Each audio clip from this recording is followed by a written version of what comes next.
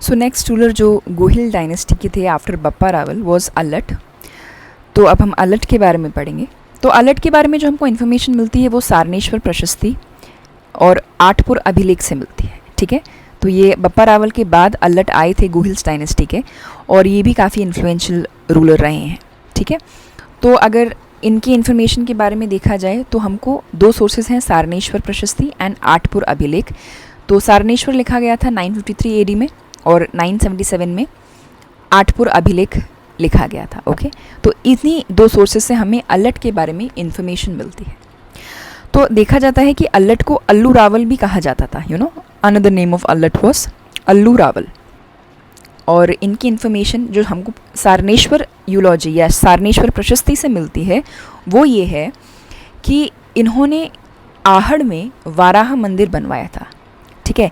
ये प्रशस्ति तो सारनेश्वर की है, सारनेश्वर में मिली थी, बट इसके बारे में इन्फॉर्मेशन जो भी गिवन है वो सब आहड़ के बारे में है। तो मे बी हम ये कह सकते हैं कि सारनेश्वर में किसी थ्रू ये प्रशस्ति कह लीजिए ये आ गई, बट इसके बारे में इन्फॉर्मेशन जो भी मैंशनड है that is all about Ahar. Ahar Nagda के पास ही एक अपन कह सकते हैं नागदा के पास ही एक जगह थी, उदयपुर में जो नागदा है उसके पास ही एक जगह थी आहड़। तो पूरी इन्फॉर्मेशन इस यूलॉजी में रिगार्डिंग आहड़ ही है, जो अल्लट ने जो भी कंट्रीब्यूट किया आहड़ में उसके रिगार्डिंग है, बट ये मिली सारनेश्वर में, ठीक है। तो इसलिए इसको सारनेश्वर यूलॉजी बोला जाता है। इन्फॉर्मेशन सारी इसमें आहड़ की है, ठीक है। अब देखते हैं अपन इस यूलॉजी में क्या क्या मैंशनड है कि अल्लट ने वाराह मंदिर बनवाया था।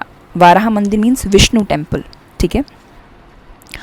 और अपन ये देख सकते हैं कि जो बप्पा रावल थे वो एकलिंग जी को मानते थे, ठीक है। एकलिंग जी शिव लॉर्ड शिवा हैं, और अल्लट ने विष्णु टेम्पल कंस्ट्रक्ट करवाया, विच शोज़ कि वी हैव रिलीजियस टॉलरेंस, कि हम अगर शिव को मान रहे हैं तो हम विष्णु जी को भी उतना ही मान रहे हैं, ठीक है। तो दैट्स वाई हमको एक रिलीजियस टॉलरेंस भी इस इंफॉर्मेशन में एक एस्पेक्ट देखने को मिलता है कि in spite of the follower of lord Shiva, Allat constructed lord Vishnu's temple Varaha temple at Ahar, okay. Allat की मदर का नाम भी इस यूलॉजी में मेंशन है, दैट इज़ महालक्ष्मी। अल्लट के सन के बारे में भी इंफॉर्मेशन है, इनका नाम गिवन है इस यूलॉजी में, दैट इज़ नरवाहन, ओके। ये अल्लट के बेटे थे नरवाहन। देन गोष्टिक या names of donors are also mentioned. मंदिर बनवाने के लिए जिन जिन लोगों ने डोनेट किया उन सब के नाम भी इस यूलॉजी में मैंशनड हैं। देन अल्लट एक एडमिनिस्ट्रेटिव या ब्यूरोक्रेटिक सिस्टम फॉलो करते थे अपने रूल में। तो इनके जो मिनिस्टर्स के नाम है या मिनिस्टर्स की जो पोस्ट है, लाइक संधि विग्रहक, भिष्काधिराज, बंदीपति, अश्कपटलिक, ये कुछ पोस्ट हैं एडमिनिस्ट्रेटिव पोस्ट, और उन पोस्ट के साथ उनके मिनिस्टर्स के नाम भी इस यूलॉजी में मेंशनड थे, ठीक है। कहा जाता है कि अल्लट ने आहड़ को अपना सेकंड कैपिटल बना दिया था, although first capital was Nagda only, but second capital इन्होंने आहड़ को बना दिया था। अपन देख सकते हैं इस इन्फॉर्मेशन से ही कि आहड़ में इन्होंने मोस्टली सब कुछ कंट्रीब्यूट किया था, और इन्होंने आहड़ को अपना सेकंड कैपिटल बना लिया था। और he was the first ruler of Mewar जिन्होंने एडमिनिस्ट्रेटिव सिस्टम या ब्यूरोक्रेटिक सिस्टम लॉन्च किया था, ठीक है। सो ये तो हमको सारनेश्वर में डिटेल देखने को मिलती है कि इन्होंने वाराह टेम्पल बनाया, इनकी मम्मी महालक्ष्मी थी, बेटा का नाम नरवाहन था। गोष्टिक मीन्स डोनर्स के नाम भी मैंशनड है, इनके मिनिस्टर्स के नाम भी मैंशनड है। आहड़ को इन्होंने सेकंड कैपिटल बनाया था, ठीक है। और पहले ये ऐसे रूलर थे जिन्होंने एडमिनिस्ट्रेटिव सिस्टम लॉन्च किया था मेवाड़ में। तो ये तो हमें सारनेश्वर में से देखने को मिलता है। अब हम अगर आठपुर अभिलेख की बात करें तो आठपुर अभिलेख डिस्क्राइब करता है कि अल्लट की वाइफ थी हरिया देवी, जो कि एक हूण प्रिंसेस थी, ठीक है। और इन्होंने एक विलेज स्टैब्लिश किया था नेम्ड एज हर्षपुर, ओके। और इनकी जो मम्मी थी महालक्ष्मी वो राष्ट्रकूट थी, ठीक है। राठौड़ों को ही राष्ट्रकूट बोला जाता था, तो महालक्ष्मी जो अल्लट की मदर थी वो एक राष्ट्रकूट थी। अपार्ट फ्रॉम अल्लट, इस आठपुर अभिलेख में एक और रूलर के बारे में मेंशन है, वो भी गुहिल रूलर ही थे, नेम्ड एज शक्ति कुमार। उनका भी नाम आठपुर अभिलेख में मेंशनड है। तो ये कुछ इन्फॉर्मेशन थी, शॉर्ट इन्फॉर्मेशन है जो हमें अल्लट के बारे में मिलती है from Athpur and Sarneshwar eulogy. Very clear. अब हम इसका एक शॉर्ट रिविजन कर लेते हैं through questions. What is the other name of Allat? So Allu Rawal was the other name.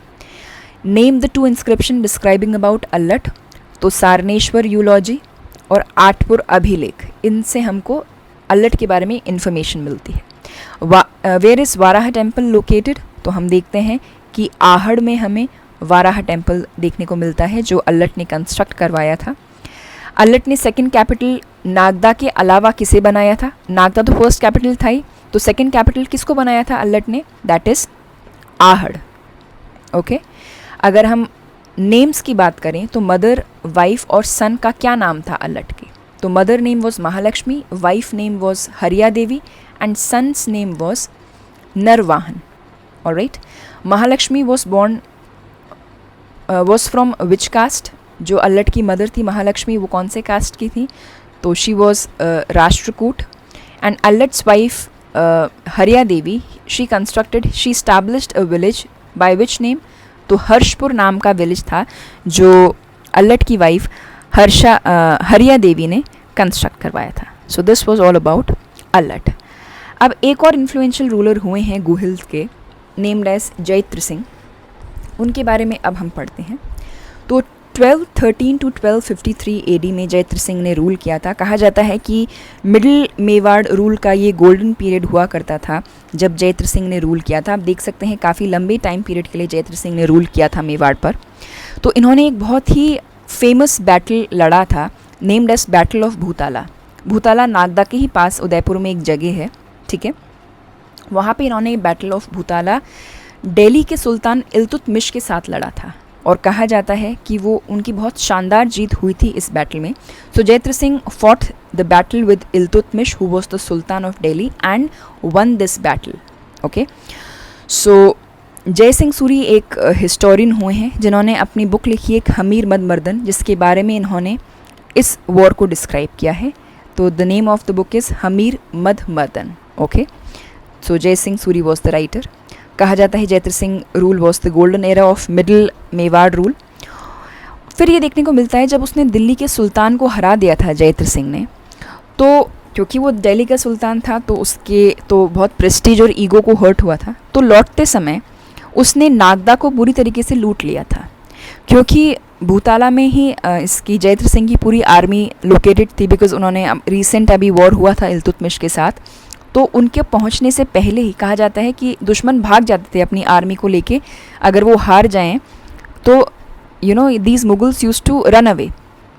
तो ये जब इल्तुतमिश अपने वापस दिल्ली की तरफ भाग रहा था रिमेनिंग आर्मी को लेकर, तो बीच में रास्ते में उसको नागदा पड़ा and because he was quite agitated with his defeat, तो उसने नागदा को लूट लिया था। बिकॉज उस समय वहाँ पे कोई आर्मी थी नहीं, पूरी आर्मी भूताला में ही थी जैत्र सिंह की। ऑलराइट, तो रिटर्निंग आर्मी ऑफ इल्तुतमिश ने नागदा को लूट लिया था। तो इस इंसिडेंट के बाद जैत्र सिंह ने चित्तौड़ को अपना मेन कैपिटल बना लिया था, न्यू कैपिटल बना लिया था।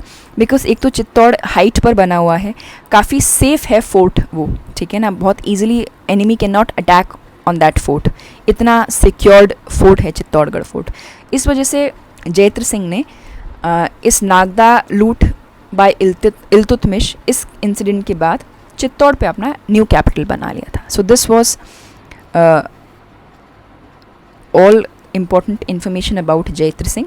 थोड़ा सा रिविजन करें हम, तो इन्होंने बैटल ऑफ भूताला पढ़ा था, भूताला इन्होंने फाइट किया था और विद इल्तुतमिश। ओके, और फिर ये इस बैटल को इन्होंने जीत लिया था। जय सिंह सूरी ने इस वॉर के ऊपर एक बुक लिखी है नेम्ड एज हमीर मद मर्दन।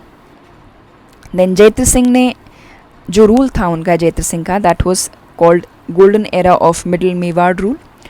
और इन्होंने चित्तौड़गढ़ पे अपना नया कैपिटल बना लिया था बिकॉज इल्तुतमिश की रिटर्निंग आर्मी ने नागदा को लूट लिया था। सो फॉर सिक्योरिटी पर्पस इन्होंने चित्तौड़ को अपना नया कैपिटल बना लिया। So this was about Jaitra Singh.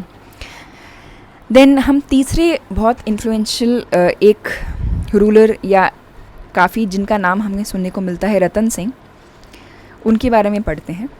इनका टाइम पीरियड बहुत छोटा रहा था बिकॉज इनके टाइम पे जो मुग़ल रूलर था नेम्ड एज अलाउद्दीन खिलजी, ठीक है, उसने मुस्लिम रूलर जो था अलाउद्दीन खिलजी, उसने काफ़ी डिस्ट्रक्शन क्रिएट किया था इनके टाइम पे और बहुत बड़ा नाम था अलाउद्दीन खिलजी का। तो रतन सिंह अलाउद्दीन खिलजी के कंटेम्प्रेरी थे, तो इस वजह से इनका टाइम पीरियड बहुत ज़्यादा नहीं रहा था। तो अब रतन सिंह जी का किस तरीके से टाइम पीरियड रहा है और उन्होंने उनके टाइम पीरियड में किस किस तरीके से वॉर हुआ, इसको समझने से पहले एक छोटा सा अपन इनका रतन सिंह जी का ही एक फैमिली ट्री देख लेते हैं, या डायनेस्टी ट्री अपन बोल सकते हैं। तो अगर अपन क्रोनोलॉजी की बात करें तो अपन ने देखा गोहिल्स में सबसे पहले बप्पा आए, फिर अल्लट आए, फिर जयत सिंह आए, बट उनके अलावा जो फर्दर और रतन सिंह जी के जो फैमिली से थे उनका अगर अपन डिस्कस करें तो बप्पा के बाद कर्ण सिंह जी आए, जिनको रण सिंह भी कहा जाता था। तो इनके दो बेटे थे नेम्ड एज क्षेम सिंह और राहब, ठीक है। तो क्षेम सिंह तो रावल वाले जो ब्रांच थी उसको फॉलो करते थे, और राहब जो थे वो एक राणा ब्रांच थी गोहिल्स की, उसको फॉलो करते थे, ठीक है। तो जो रावल ब्रांच को फॉलो करते थे वो चित्तौड़ वाले लोग थे, ठीक है। इनके एक बेटे जो क्षेम सिंह थे उनको चित्तौड़ दे दिया गया था जो रावल ब्रांच के थे, और जो दूसरे बेटे थे इनके राहब, वो उनको सिसोदा का एरिया दे दिया गया था जो कि राणा ब्रांच के थे, ठीक है। तो जो क्षेम सिंह जी के ही फर्दर जो डिसेंडेंट्स रहे हैं उनमें फिर आए अपने समर सिंह, कुंभकर्ण और रतन सिंह। तो समर सिंह के ही बेटे थे ये रतन सिंह और कुंभकर्ण, ठीक है। तो कुंभकर्ण तो चले गए थे नेपाल, और नेपाल में उन्होंने जाके अपना गोहिल्स डायनेस्टी इस्टेब्लिश कर ली थी, और फिर रतन सिंह जी ने रूल किया था चित्तौड़ पे। इस तरीके से अगर अपन इनकी डायनेस्टी की बात करें, जो गोहिल्स डायनेस्टी जो राणा ब्रांच को करती थी, अगर अपन इनकी बात करें तो इनके फर्दर डिसेंडेंट्स थे लक्ष्मण सिंह जी, ठीक है। ये रतन सिंह की ही कंटेम्प्रेरी थे, और जब अलाउद्दीन खिलजी से वॉर हुआ था रतन सिंह का, तो रतन सिंह ने लक्ष्मण जी से हेल्प मांगा था, बिकॉज ये इनके कज़न ब्रदर ही थे। तो लक्ष्मण सिंह ने अपने 7 बेटों के साथ रतन सिंह के साथ वॉर में पार्टिसिपेट किया था, जिसमें ये शहीद हो गए थे। रतन सिंह भी शहीद हो गए थे, लक्ष्मण जी भी शहीद हो गए थे अपने 7 बेटों के साथ। तो लक्ष्मण सिंह के 2 बेटे थे अरी सिंह और अजय सिंह, ठीक है। तो अजय सिंह के जो एल्डर सन थे उनका नाम था हमीर, और अजय सिंह के बेटे थे सज्जन सिंह, ठीक है। और सज्जन सिंह वेंट टू महाराष्ट्र, और हमीर ने फिर चित्तौड़ पर रूल किया था। तो ये एक थोड़ा सा फैमिली ट्री है रतन सिंह का।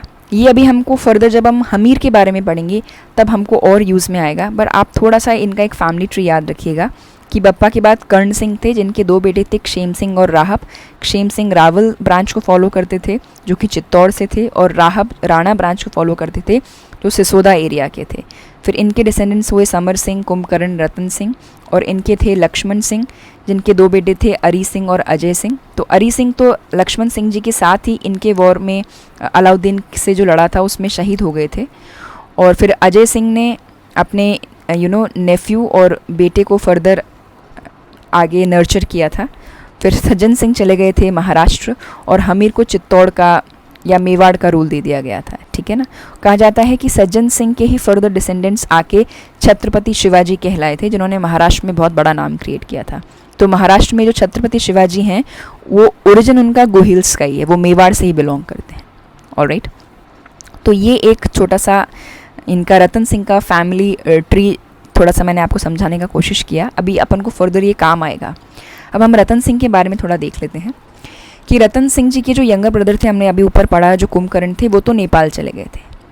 तो फिर रतन सिंह जी ने चित्तौड़ पर रूल किया था, ठीक है। रतन सिंह जी राणा ब्रांच से थे, गोहिल्स डायनेस्टी की जो राणा ब्रांच थी। राणा एक टाइटल था ये लोग जो लगाते थे। एक इनके कज़न जो ब्रदर थे वो राणा लगाते थे, और एक रावल लगाते थे, ठीक है।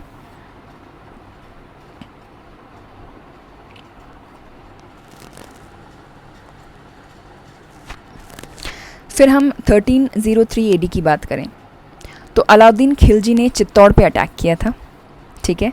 और मेन रीज़न चित्तौड़ के अटैक का ये था कि वहाँ की स्ट्रेटेजिक इम्पोर्टेंस बहुत ज़्यादा थी। एक तो चित्तौड़गढ़ जो था वो MP के प्रॉक्सिमेट था, तो वहाँ पे एग्रीकल्चर बहुत अच्छे से हो जाता था, ठीक है ना। एग्रीकल्चर फैसिलिटी के कारण चित्तौड़ का एक इम्पोर्टेंस था। प्लस चित्तौड़ का एक बाउंड्री गुजरात के साथ भी उस समय शेयर होता था, गुजरात प्रॉक्सिमेट था चित्तौड़गढ़ के। तो वहाँ से ट्रेड बेनिफिट्स के चक्कर में इसकी स्ट्रेटेजिक इम्पोर्टेंस थी। तो इस वजह से भी अलाउद्दीन ने चित्तौड़ पर अटैक किया था, प्लस वो अपना रूल एक्सपैंड करना चाह रहा था, इस वजह से भी उसने चित्तौड़ पर अटैक किया था। ठीक है, तो मेन रीज़न अटैक का एक तो एम्पायर एक्सपेंशन हो गया, एक स्ट्रेटेजिक मैंने बता दिया कि चित्तौड़गढ़ काफ़ी हाइट पे था, एक सेफ फोर्ट था। ठीक है ना, एनिमी बहुत इजीली अटैक नहीं कर सकते थे। फोर्ट में ही आपके एग्रीकल्चर, वाटर फैसिलिटीज़ वगैरह सब प्रॉपर प्रेजेंट थी। तो इस वजह से जब मंगोल्स के अटैक हो रहे थे दिल्ली पर, तो अगर कभी मंगोल अटैक कर दे अलाउद्दीन पर, तो उसके लिए एक बैकअप ऑप्शन होना चाहिए, इस वजह से उसने चित्तौड़ को हासिल करना चाहा। तो ये कुछ स्ट्रेटेजिक इंपॉर्टेंस थी। कमर्शियल इंपॉर्टेंस हम देख सकते हैं, क्योंकि एग्रीकल्चर एरिया जो एमपी था वो चित्तौड़ के पास था, और गुजरात का जो ट्रेडिंग पोर्ट है वो भी चित्तौड़ के पास था। तो इस वजह से कमर्शियल एस्पेक्ट से भी ये एक इम्पॉर्टेंट प्लेस था। इस वजह से अलाउद्दीन चित्तौड़गढ़ को लेना चाह रहे थे। ऑलराइट, फिर अगर अपन मैटर ऑफ प्रेस्टीज की बात करें, तो एक बार समर सिंह जी, जो रतन सिंह जी के पिताजी थे, उन्होंने अलाउद्दीन खिलजी से रोड टैक्स ले लिया था। तो और अलाउद्दीन खिलजी के लिए एक प्रेस्टीज पॉइंट हो गया था कि मैं तो दिल्ली का रूलर हूँ और ये मेरे से टोल टैक्स कैसे ले सकते हैं, तो एक वो भी एक प्रेस्टीज वाली बात थी। फिर मेवाड़ की काफ़ी इन्फ्लुएंशियल पावर थी, तो वो पावर को गेन करना चाहता था अलाउद्दीन खिलजी। बड़ा एरिया था मेवाड़ का, इस वजह से ही वांटेड टू अटैक दिस। और एक और रीज़न कहा जाता है हिस्ट्री में कि रतन सिंह की जो वाइफ थी Padmini, she was very beautiful queen, तो उसकी गंदी नज़र थी अलाउद्दीन खिलजी की पद्मिनी पर। तो एक पद्मिनी भी रीज़न बताया जाता है हिस्ट्री में कि इस रीज़न से भी इन्होंने चित्तौड़ पर अटैक किया था। तो ये तो बात हो गई कि अलाउद्दीन खिलजी ने मेवाड़ पर अटैक क्यों करना चाहा। ठीक है, अब हम एक बार कुछ रतन सिंह की फैमिली और वाइफ के बारे में देख लेते हैं। इनकी क्वीन थी क्वीन पद्मिनी, जो सिंघल आइलैंड की प्रिंसेस थी, जो कि श्रीलंका में था। ये एक थ्योरी बताती है, इसमें कितना सच्चाई है वी कैन नॉट फर्मली से ऑन दैट, बट एक थ्योरी के अकॉर्डिंग बताया जाता है कि पद्मिनी जो थी वो सिंघल आइलैंड जो श्रीलंका में था, ठीक है, इसकी प्रिंसेस थी। इनके फादर का नाम था गंधर्वसेन और मदर का नाम था चंपावती। ये एक थ्योरी बोलती है। Now there is no authenticity to this information, but एक हिस्टोरियन ने लिखा था, इस वजह से ये इन्फॉर्मेशन प्रेवलेंट है। कहा जाता है कि राघव चेतन रतन सिंह के कोर्ट में एक आदमी था जिसने अलाउद्दीन खिलजी को जाके बता दिया था of the beauty of queen Padmini. ठीक है ना, तो इस वजह से Alauddin Khilji was quite attracted to Padmini, और इस वजह से उन्होंने इस चित्तौड़ पर अटैक किया था। ठीक है, तो कहा जाता है कि जब अलाउद्दीन खिलजी अपनी पूरी आर्मी को लेकर बैठ गया था चित्तौड़ फोर्ट के बाहर, ठीक है ना, तो मेवाड़ का फर्स्ट साका परफॉर्म हुआ था। साका क्या होता है?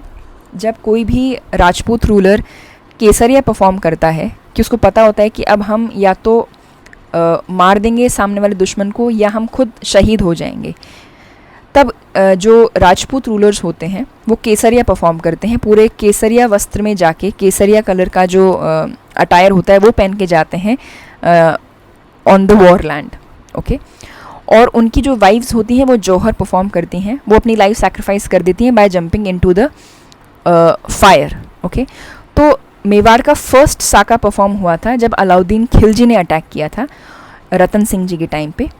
तो कहा जाता है कि पद्मिनी ने 1600 विमेन के साथ मिलकर जौहर परफॉर्म किया था, बिकॉज अलाउद्दीन खिलजी बहुत ही ब्रूटल किंग था, बहुत ही ब्रूटल।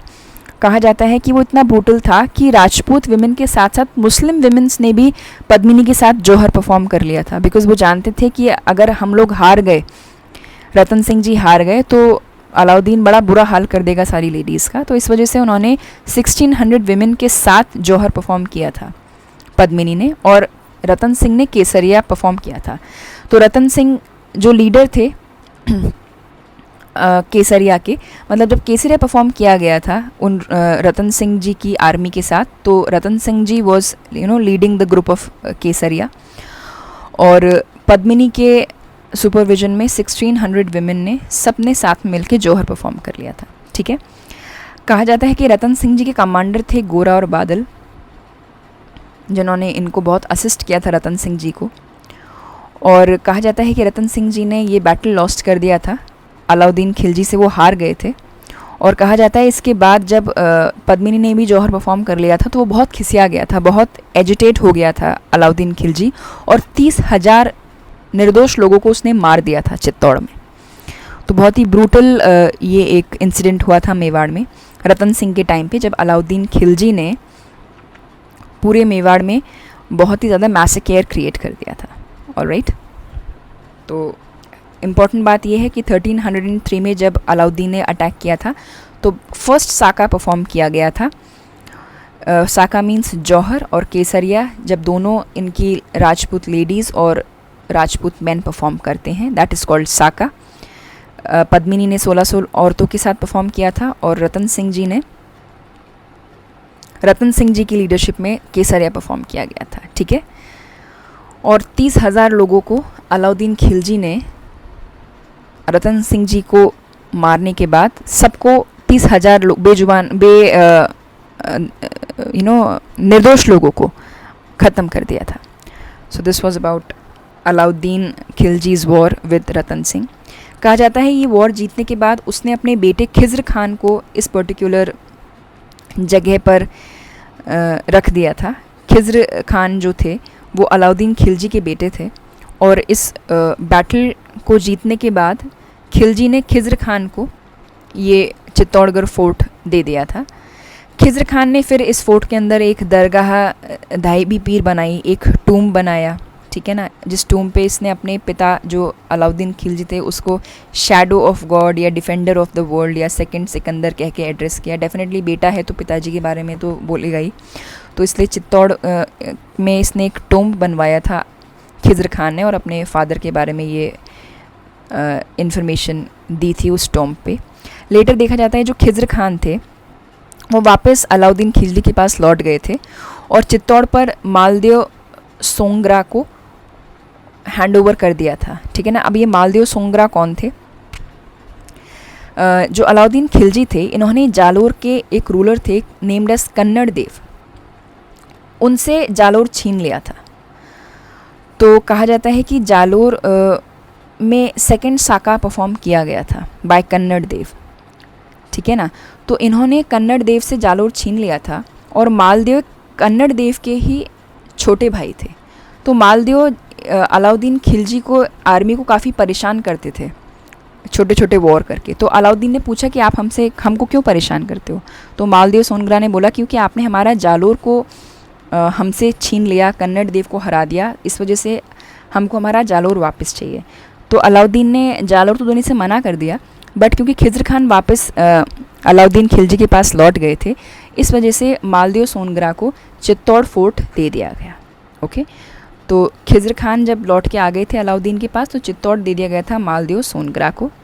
ठीक है, और मालदेव सोनग्रा को मुचला देव भी कहा जाता था। Okay, now I just read out this paragraph.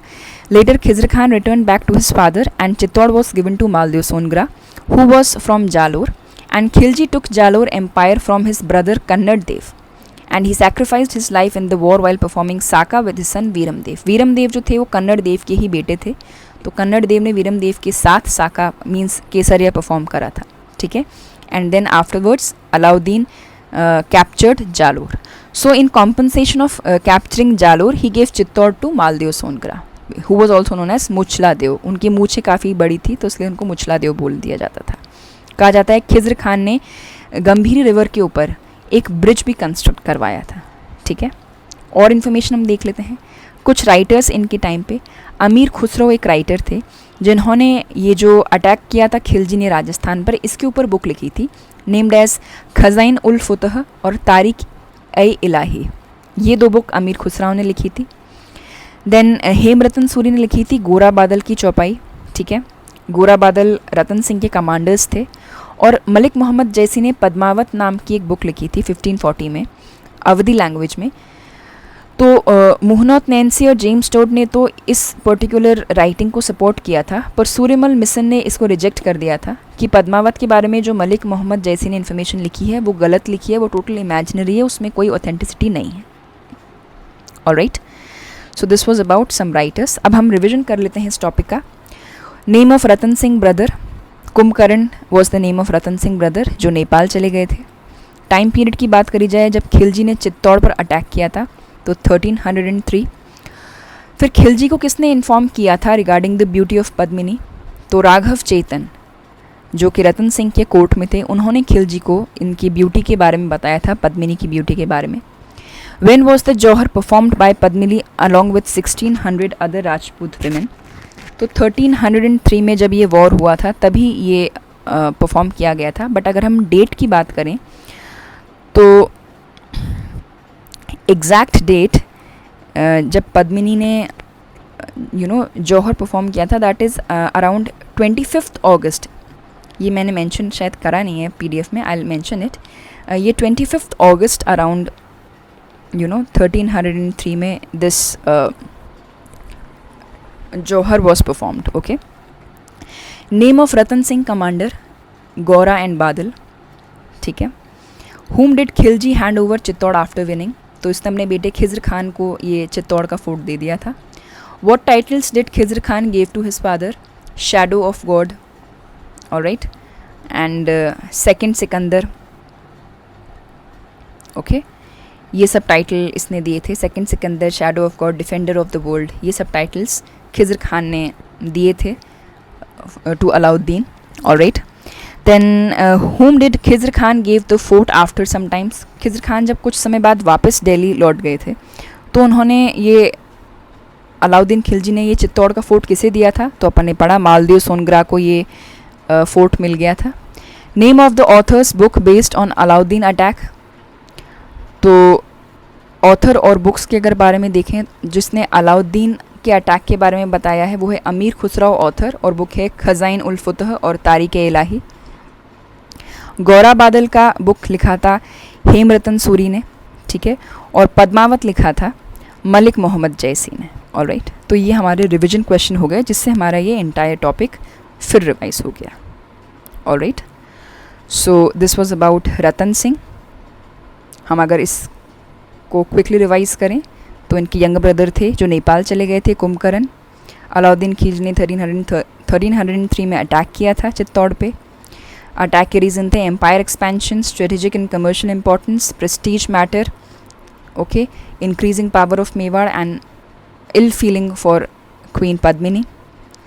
Then Raghav Chetan ने अलाउद्दीन खिलजी को आके पद्मिनी के बारे में बताया था। 1303 में इसने अटैक कर दिया था चित्तौड़ पर जब मेवाड़ का फर्स्ट साका परफॉर्म हुआ जिसमें 1600 विमेन ने जौहर परफॉर्म किया पद्मिनी के सुपरविजन में, और सारे जितने भी आर्मी रतन सिंह की थी उन्होंने केसरे परफॉर्म किया।